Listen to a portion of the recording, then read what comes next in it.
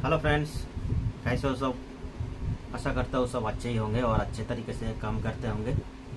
तो फ्रेंड्स, शायद आप लोगों को तो ये पता चल गया है कि मेरे यूट्यूब चैनल पे एसी पीसीबी रिपेयरिंग का ऊपर जो सेशन ऑलरेडी चालू हो चुका है, जिसका 2-3 वीडियो भी मैंने ऑलरेडी अपलोड कर चुका हूँ। तो फ्रेंड्स, आज मैं और एक नया सब्जेक्ट लेकर आया हूँ आप लोगों को साथ शेयर करने के लिए, जो कि शायद आप लोगों को पता होगा, जो हम लोग का इन्वर्टर एसी होता है, उसमें इंडोर यूनिट में एक ब्लोअर मोटर यूज होता है, डीसी ब्लोअर मोटर।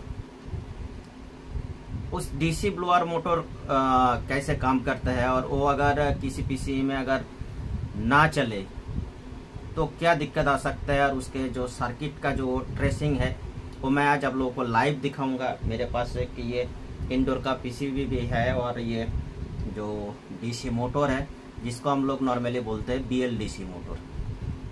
तो इस मोटर का शायद आपको पता ही होगा, इसमें 5 वायर का कनेक्शन होता है। तो वायर का कनेक्शन भी मैं थोड़ा आप लोगों को बताऊं। इसमें जो 5 वायर है, इसमें एक रेड वायर है, ये इसका VDC है, जिसमें 300 वोल्ट सप्लाई देना पड़ता है, 310 वोल्ट। और उसके बाद 2 पिन छोड़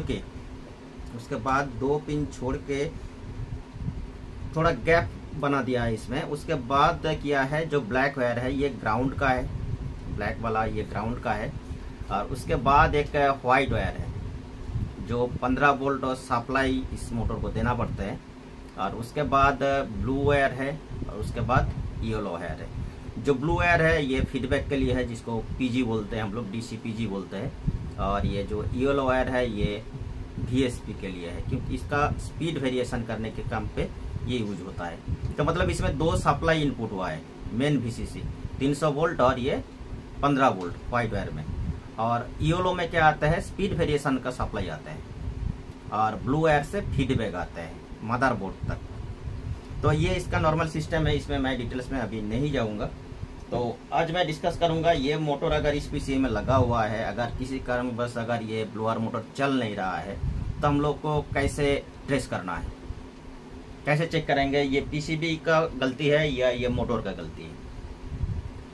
पहले तो हम लोग पीसीबी पे चेक करेंगे क्या मिल रहा है क्या नहीं मिल रहा है, ये मोटर चलने के लिए क्या क्या चाहिए, क्या क्या अभी प्रेजेंट है, क्या क्या नहीं मिल रहा है, क्यों नहीं चल रहा है, ये सारे के सारे आज मैं आप लोगों के साथ में शेयर करूंगा।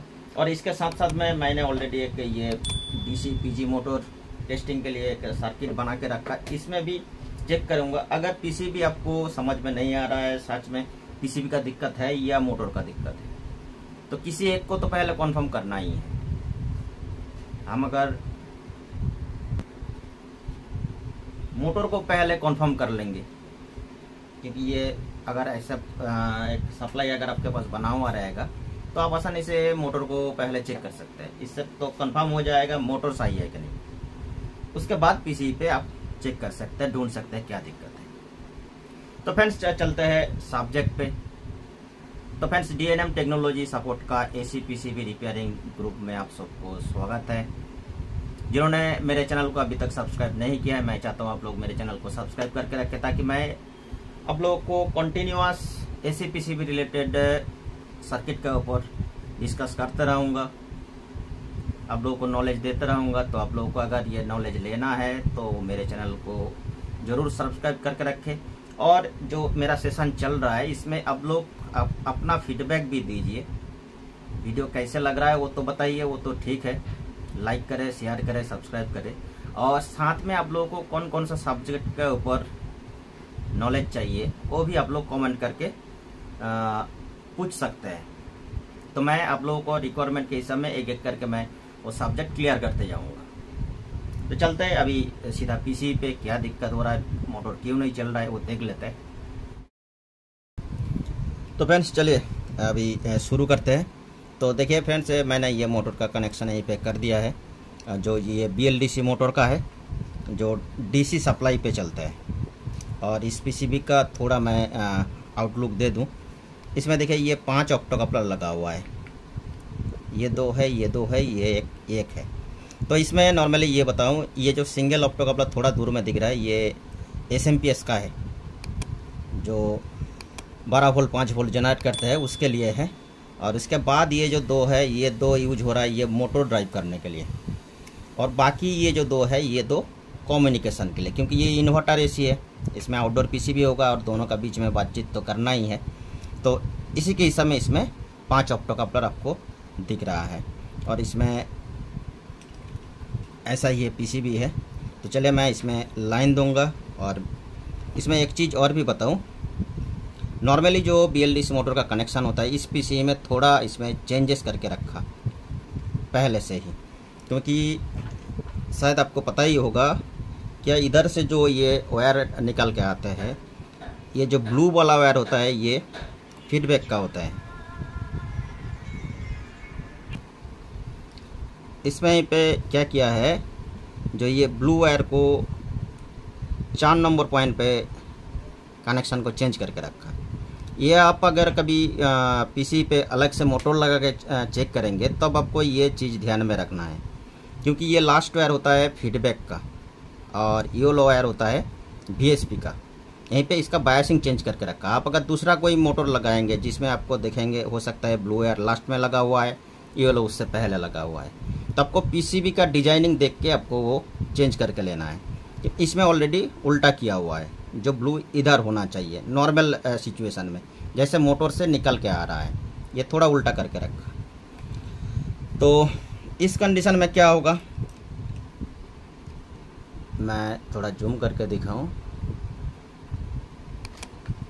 ये जो कनेक्टर दिख रहा है ये 5 पिन का कनेक्टर दिख रहा है, 1 2 3 4 5। इसमें तो क्या हो रहा है, ये पहला वाला हो रहा है VDC जो 310 वोल्ट का DC आता है, उसके बाद ये ग्राउंड है और इसके बाद ये जो तीसरी पिन है ये VCC का है जो 15 वोल्ट आएगा इसमें, और इसके बाद ये दो है, दोनों में से तो ये इंटरचेंज ऑलरेडी करके रखा है। तो ये चौथा नंबर का पिन आ रहा है फीडबैक का और ये 5वां नंबर पिन हो रहा है इसका VSP का। तो अभी सेट में लाइन देंगे और वोल्टेज चेक करके देखेंगे क्या क्या इसमें मिल रहा है, क्या क्या नहीं मिल रहा है, क्यों मोटर नहीं चल रहा है। तो फ्रेंड्स मैं अभी इसमें लाइन दे रहा हूँ। तो आज मैं प्रैक्टिकली आप लोगों को साथ ये सब्जेक्ट शेयर कर रहा हूँ, क्योंकि और बाद में मैं ये मोटर कैसे ड्राइव होता है उसका जो सर्किट डायग्राम है वो मैं बाद में डिस्कस करूँगा। अभी आज के लिए मैं प्रैक्टिकल बेस्ड दिखा रहा हूँ आप लोगों को ऑन बोर्ड क्या चल रहा है इसमें। तो मैं लाइन दे रहा हूँ, देखिए लाइन आ गया और इसमें जो बीप का आवाज़ भी आप लोग सुन ली है, लेकिन ये मोटर घूम नहीं रहा है, जैसा कि तैसा ही है। तो चलिए तुरंत हम लोग को इसमें वोल्टेज चेक कर लेते हैं। तो जैसा मैंने बताया था ये जो सेकेंड वाला पिन है ये ग्राउंड है और ये पहला पिन में हम लोग का 300 वोल्ट DC मिलना चाहिए, 310 320। तो इसमें हम लोग को मिल रहा है 328 वोल्ट का DC इसमें मिल रहा है। और उसके बाद ये जो थर्ड वाला पिन है ये 15 वोल्ट का VCC आना चाहिए, जो ये 15 वोल्ट आ भी रहा है, 14.79 वोल्ट है। इसके बाद ये इस PCB का वाइज ये जो 4th नंबर पॉइंट है ये फीडबैक का है, इसमें भी 14.77 आ रहा है, जो नहीं आना चाहिए, क्योंकि ये ड्रॉप वोल्टेज मिलना चाहिए, क्योंकि ये जो मोटर से जब फीडबैक आता है वो नेगेटिव वोल्टेज में फीडबैक आते हैं। तो वो अभी काम नहीं कर रहा है, इसीलिए पूरा सप्लाई का जो पूरा वोल्टेज है 15 वोल्ट वही शो हो रहा है, 14.76 वोल्ट। और ये जो लास्ट वाला पिन है ये VSP का, इसमें देखिए कुछ वोल्टेज नहीं आ रहा है, क्योंकि ये VSP जब तक नहीं आएगा तब तक मोटर नहीं घूमेगा। क्योंकि ये VSP में क्या होता है, ये मोटर को जो स्पीड कंट्रोलर है ये VSP थ्रू ही होता है, जो VSP में अभी कोई वोल्टेज नहीं है। ये VSP बनाया है ये लास्ट पिन को, अभी सेट प्रोटेक्शन में चला गया है, मैं फिर लाइन दे के दिखाऊँगा।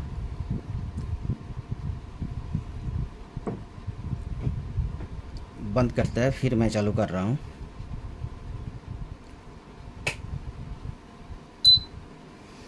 तो अभी इसमें सिचुएशन क्या हो रहा है, VSP नहीं आ रहा है और फीडबैक का लाइन में जो ड्रॉप वोल्टेज मिलना चाहिए वो ड्रॉप नहीं हो रहा है, वो पूरा 15 वोल्ट ही मिल रहा है। वो ड्रॉप तब होगा जब ये मोटर घूमेगा, तब ये फीडबैक का लाइन का जो वोल्टेज है वो ड्रॉप होगा।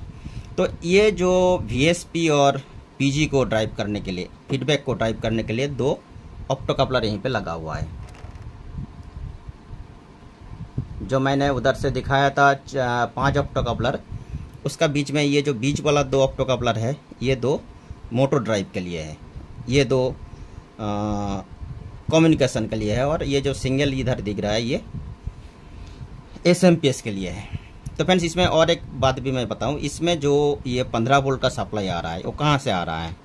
ये नॉर्मल एसएमपीएस का आउटपुट से नहीं आ रहा है, ये सप्लाई आ रहा है यहाँ पे जो एसएमपीएस बना हुआ है उसका जो प्राइमरी साइड में, शायद आप लोग को पता ही होगा, एक ऑक्सिलियरी सप्लाई बनता है प्राइमरी साइड में, जहाँ पे नॉर्मली हम लोगों का एलसीडी एलईडी या तो सीआरटी में 15 से 18-20 वोल्ट तक बनते हैं, वही सप्लाई है ये मैं आप लोग को चेक करके दिखा रहा हूँ। ये जो प्राइमरी साइड का ये हॉट ग्राउंड है, इसके साथ यहीं पे देखिए ये चौपर ट्रांसफार्मर से इधर ये वोल्टेज बन रहा है, कितना 16.96 वोल्ट बन रहा है, जो ये ऑक्सिलरी वाइंडिंग से आ रहा है। यहीं से क्या किया हुआ है, यहीं से इधर एक छोटा सा रेगुलेटर लगाया है 15 वोल्ट का, जिसका इनपुट में देखिए ये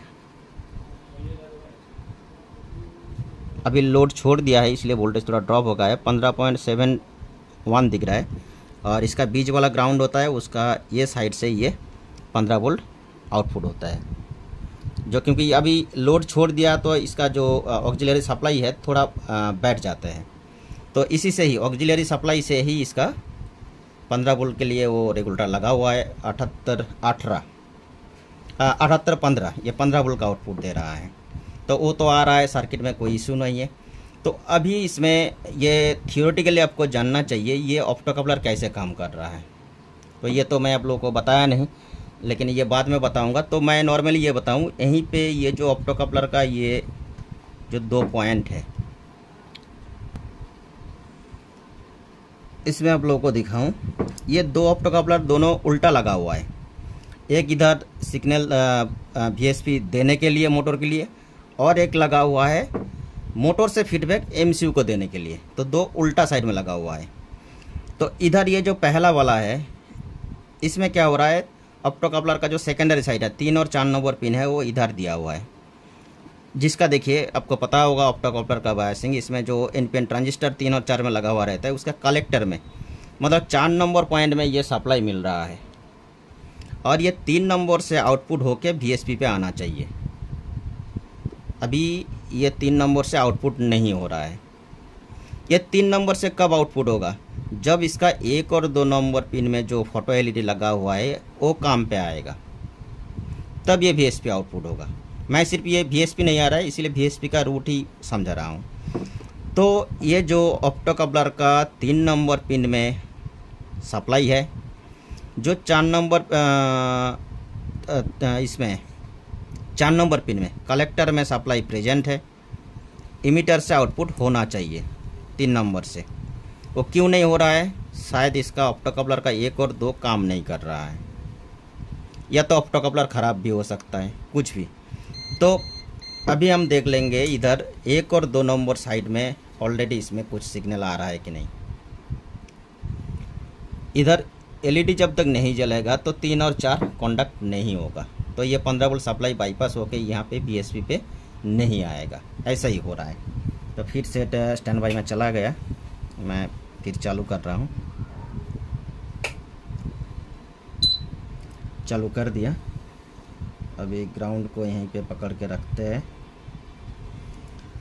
तो इस कंडीशन में क्या होना चाहिए, इधर जो ये 1 और 2 नंबर साइड है, यहीं पे आप देखिए एक 5 वोल्ट सप्लाई ऑलरेडी मिल रहा है, जो 1 नंबर पिन पे, जहाँ पे एलईडी का एनोड साइड है, और ये साइड में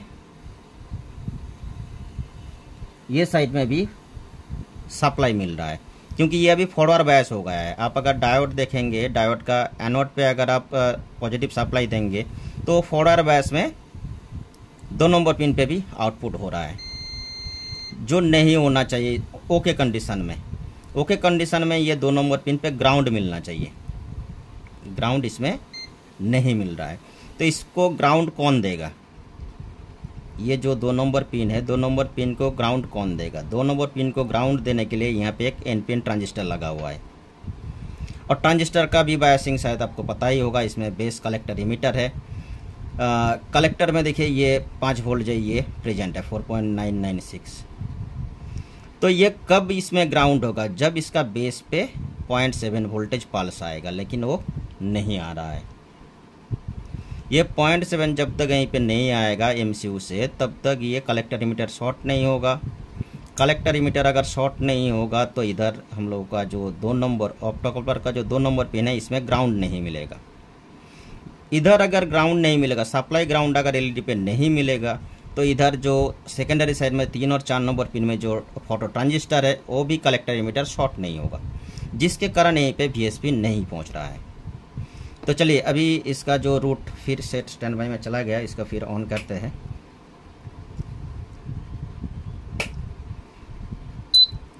तो इसका ये जो बेस पॉइंट है, यहाँ पे अभी कुछ भी वोल्टेज नहीं आ रहा है, जिसके कारण ये मोटर चल नहीं रहा है। तो इसका जो रूट है वो यहीं पे आया। इधर ये 0 ohms का रजिस्टर है, इसके बाद इधर एक 100 ohms का रजिस्टर लगा हुआ है। इसके बाद इस पिन से सीधा IC का इस पॉइंट पे आ रहा है, लेकिन यहीं पे अभी कुछ वोल्टेज नहीं है। ये वोल्टेज नहीं है मतलब ये MCU से आउटपुट नहीं निकल रहा है। MCU से अगर ये 0.7 आउटपुट नहीं होगा तो ये जो VSP कंट्रोलर के लिए जो ये सिस्टम है, ये काम नहीं कर रहा है। तो शायद आपको समझ में आ गया है इसका रूट कैसे है, क्योंकि अभी मोटर को चलाना है। चलाने के लिए पहले तो ये VSP आना चाहिए, उसके बाद फीडबैक काम कर रहा है कि नहीं वो तो बात की बात है। पहले तो मोटर को घुमाना है, अभी तो घूम ही नहीं रहा है। VSP जब तक नहीं आएगा फीडबैक का कोई मतलब है ही नहीं। तो ऐसा इसमें कंडीशन बन के रहा।